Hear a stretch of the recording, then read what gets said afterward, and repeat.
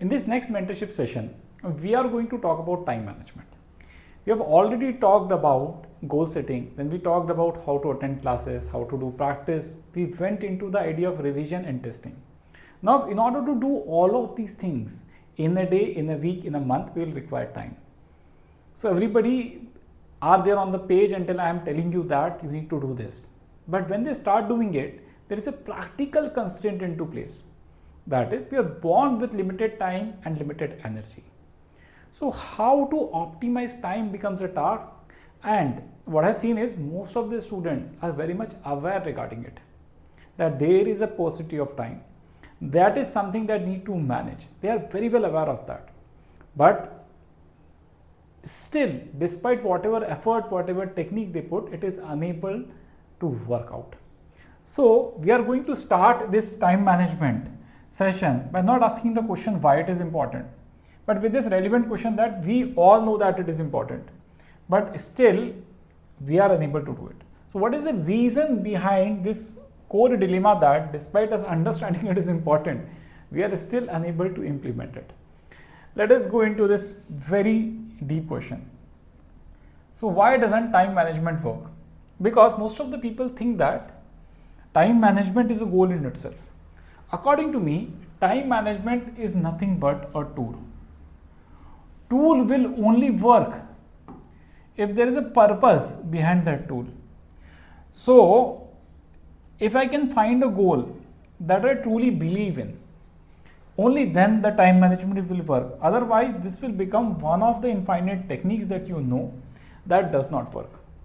So, in order for time management to work, it boils down into a very critical aspect of preparation, that is true aspiration. So it goes down to the first session that we did on goal setting. So if your goal setting is not right, when I say right, I mean sincere.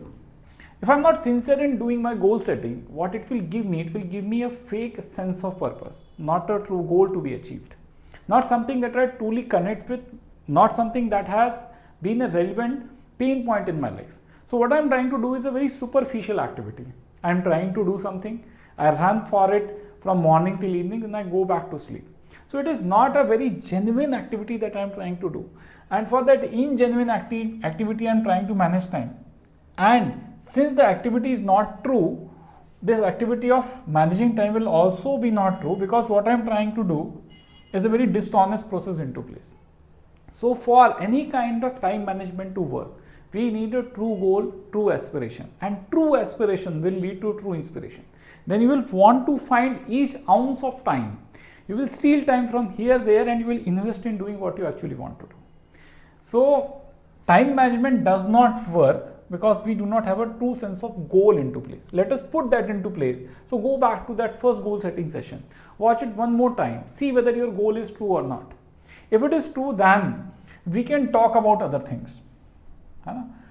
Then we can talk about things like why time management as a habit we need to inculcate. So now we are going slowly towards techniques, slowly towards things that we need to do. So you can see that we want to be very efficient in the exam hall. We want to be very exemplary with everything. But you need to understand that this is a habit. There are few people who are very good with managing time, because they are very good with managing time in their life. So that life management also goes into exam hall time management, because it is a habit.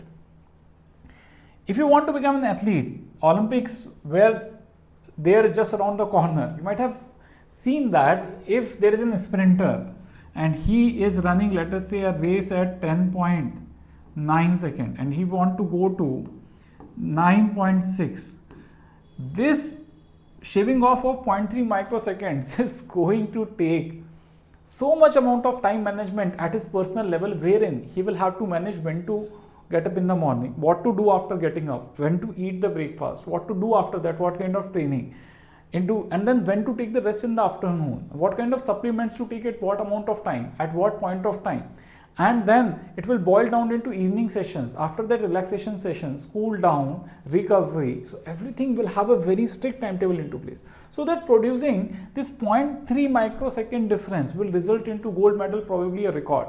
But that will also mean that every aspect of life needs to be fixed before we go into it. Now, first idea, and this is something, a quadrant that most of the people talk about, is nothing but a quadrant that is developed into something relevant and urgent. See, I am not saying that this is the only way things need to work out and this is the only way to prioritize things. See, priority is always corresponding to something that you are trying to achieve. Priority, urgency, relevancy is not absolute in itself. So probably I have written something in these quadrants. Do not take it like this is what I believe in as a human being. I am saying that this might be the case for a person who's trying to do certain kind of things with their life. So there are two axes here. The x-axis we have nothing but urgency. On y-axis there is nothing but relevance. So if you look into the first quadrant, there are things which are urgent and relevant both. So now what is urgent and relevant both? Probably attending the class. Doing preparation for the class is very urgent and relevant. Solving problems is very urgent and relevant for becoming a problem solver. But there might be a thing that is urgent that I need to do daily, but is not very attuned or relevant to my goal. For example, bathing, daily hygiene, exercises. And these are very important also, but again, not very relevant. Urgent because I need to do it every day. There might be a few things that might not look urgent, but are very relevant, like revising my compendium short notes, problem surveys, testing. These are also very important, but might not seem very urgent to you in certain cases. But there might be few things that again, corresponding to my goal of clearing the exam, I am putting into fourth quadrant, life-wise, they are also very important and very urgent and very relevant. Are basically marriages, family functions, festivals. Now these are also important, relevant with respect to life and happiness. But if I look into perspective of a 2-year preparation or 1-year preparation cycle or 6 months preparation cycle, probably they are not as relevant to my goal. So I have put them in third quadrant, where things are neither urgent, not relevant to my goal. Again, I am re-emphasizing this fact that this might change for person to person, from goal to goal. Now, once you have fixed this part of setting up priorities, the next idea would be basically how to plan things out so that these priorities work out. So now what we are going to do in the next part is, we are going to track the journey from aspirations to daily targets. So you might have an aspiration that I want to, and we are going to talk about very specific goals that we talked about in goal setting session. I can talk about getting a top 100 rank in JEE Advanced. This might be my aspiration as a student. Now for that, I should have milestones into place, like when I am going to finish my syllabus, what kind of practice I will do, till what point of time I will be able to finish those things off. So for example, I want to solve an advanced level reference book. So now there should be some timeline that this needs to be handled at a certain point of time. So that also I need to handle.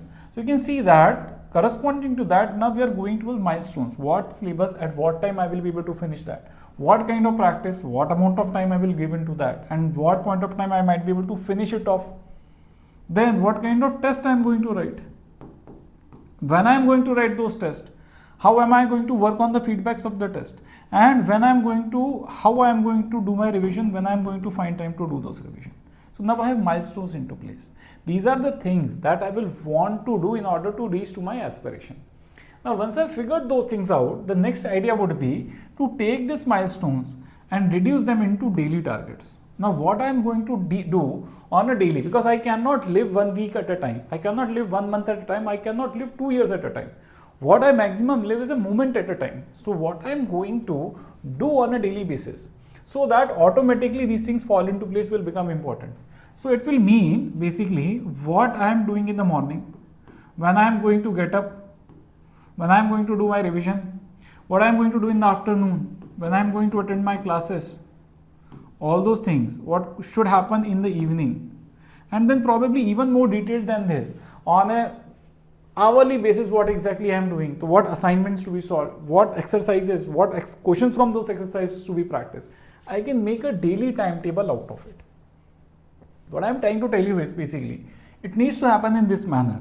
Take aspirations, figure out milestones out of it, and what are the things that I will want to do, and then divide it into daily targets. If you are able to understand, in order to reach my goal, what I need to do on a day-to-day basis, then largely we will reach there. If you do not understand the connection of what I am doing today and how it will add up to my ultimate goal, then I am not in the right direction. Now, once we have settled this question of how to make plans, now let us move towards how to achieve it. So now we have understood that, okay, there are X number of things I need to do in a day. I need to solve this book's advanced exercise number 2 of this chapter. In that there are 20 questions. So now I need to understand that in a day, there are things that are static in nature. There are things that are dynamic in nature. So for example, static things would be when I am going to take my breakfast, when I am going to get up, when I am going to take little bit of rest in the afternoon, what kind of time I will do my exercises, so on and so forth. So there are a lot of static things in my day.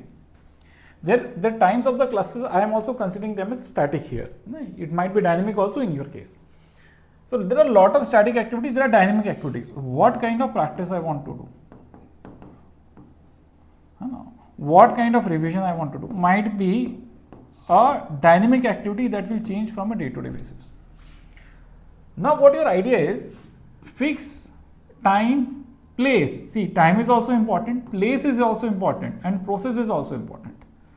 Because if you change time from time to time, then the thing will never get done. If you are not very sure where you are going to do that activity, you will keep roaming here and there and it will not get done. So I also need to fix the process, how I am going to do that, what are the steps I am going to follow in doing that activity.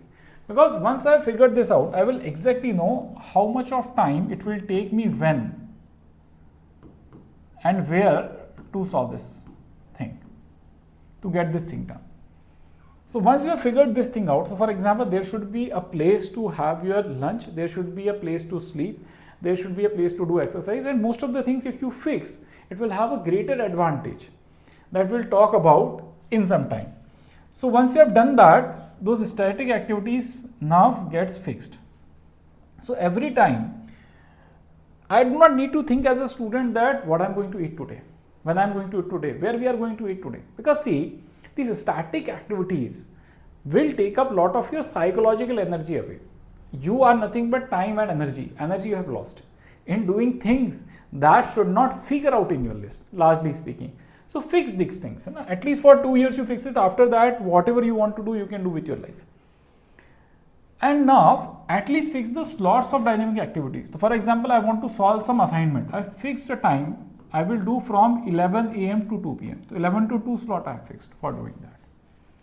So what I am trying to do is basically make your day as predictable as possible. It should be predictable for us. It should be predictable for the people around us, so that they should also understand and figure out their routines around our routines, so that we are not getting disturbed in the process. Now, once we have done that, you can see that your dynamic activities will change from day to day onwards. So my dynamic activity, let us say what assignment I am solving, what revision I am doing might change, but my static activity will not change. It will always remain same. So now I can focus all my energy. Instead of thinking what to do when, where, I can focus my energy in doing things. See, we will not get outcomes by discussing things. We will not get outcomes by thinking over it. We will get outcomes by doing it. So of course, thinking and discussion is very important. But that should not take more than 1 to 2% of your energy in doing something. If it is taking, let us say, 50% of your energy of doing something, then probably you are not doing the right thing. Because actions will lead to outcomes, not thinking about those things. So very important thing to do is basically don't think a lot, start implementing those things, because few things you will only be able to understand once you start doing it. Without doing, you will not generate any feedback on how to do them better. So just thinking about how to do them better is not going to work out. So now how to achieve it? The first part is dividing things into static and dynamic activities. Most of my time and energy should go into doing dynamic activities. Static should happen automatically by design. So what to eat, when to eat, where to eat should all automatically happen by design. When to get up is already fixed. When to sleep is already fixed. We are not touching those things, because if I start touching those things, the whole thing goes for a toss. I can invest my energy in doing more dynamic activities more efficiently, and for that also I fix the slot. So there is no variability in terms of when I am going to do what. The time slot for them is also fixed. What I am going to do in that time slot, even only that much is variable. So what should be there in place is basically a daily routine. Daily routine would mean, when will I get up in the morning? I will do some exercise after that. I will practice my retention that we talked in retention session. Then I will go and do my breakfast. Then I will go and attend the classes. And your classes might be evening, this order might change. But I am giving you the elements that are there. Then lunch time should be fixed. Practice time should be fixed. Dinner time should be fixed. Sleep time should be fixed. You can see that, largely speaking, I have fixed time for all the important things that I am going to do in a day. Now, once these times are fixed, it will give you a sense of calm, comfort. It will give you a sense of predictability in your life.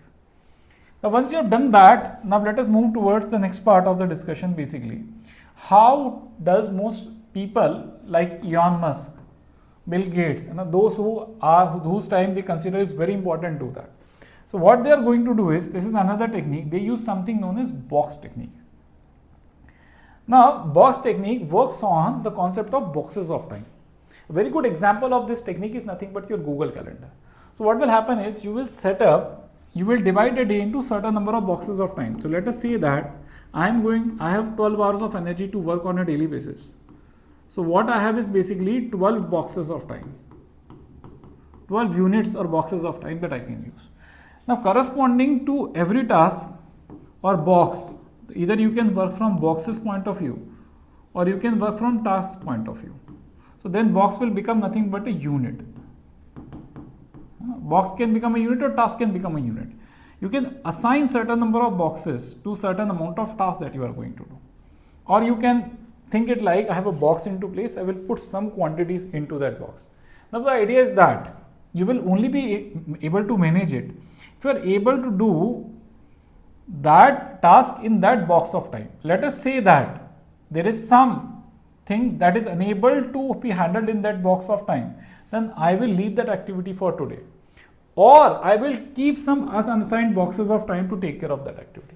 So probably I had 12 boxes of time, but I have done planning only for 10 boxes or 10 hours, and I have left 2 hours or 2 boxes as variable for taking care of something that will have a spillover effect.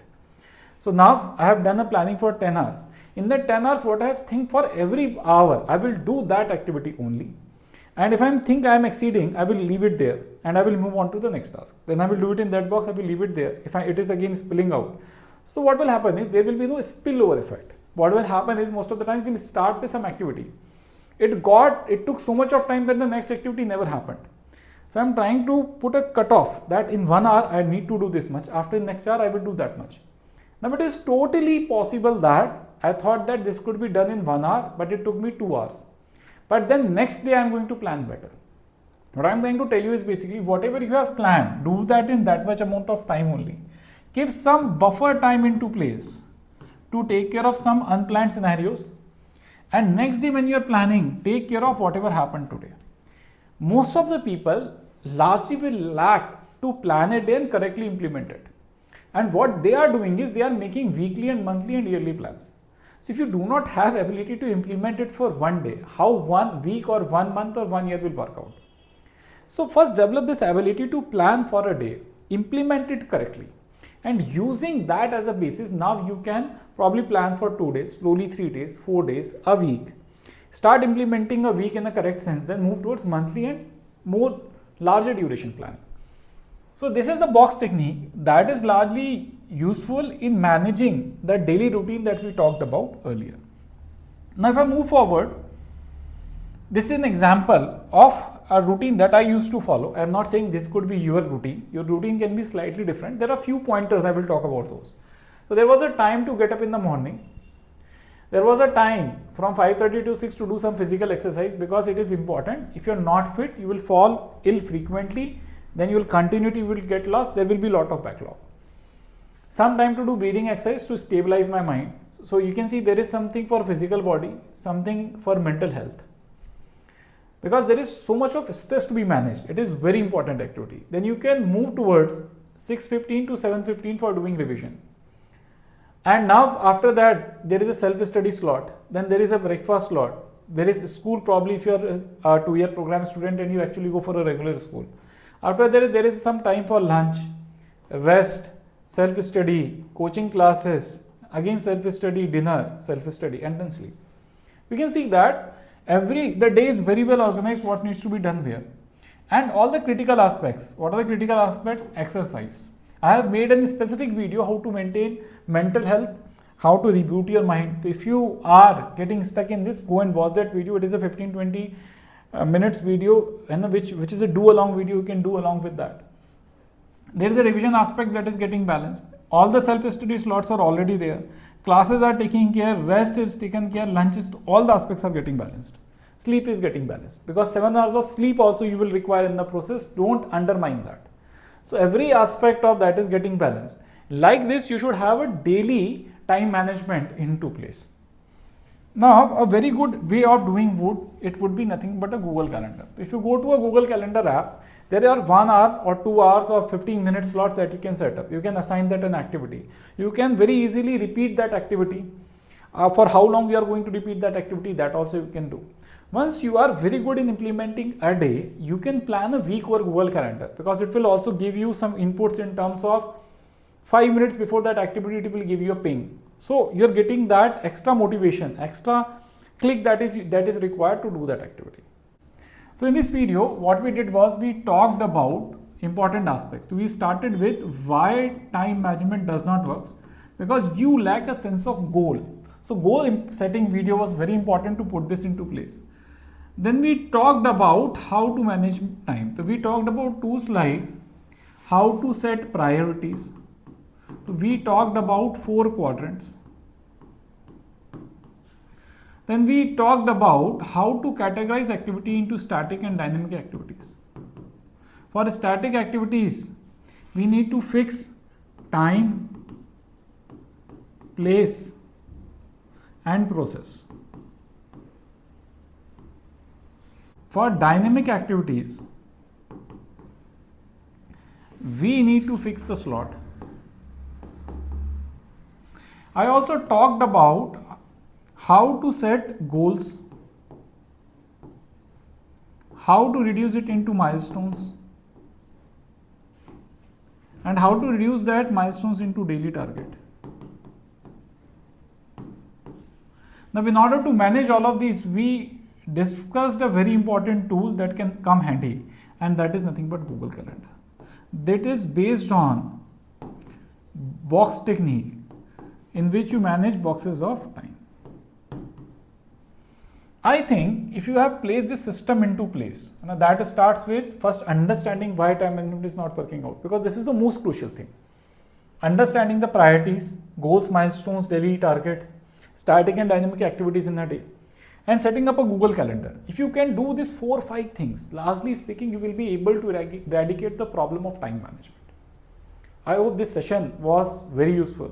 I have also maintained a very curated list of mentorship. Like we started with goal setting, then how to attend classes, practice, maintain revision and testing.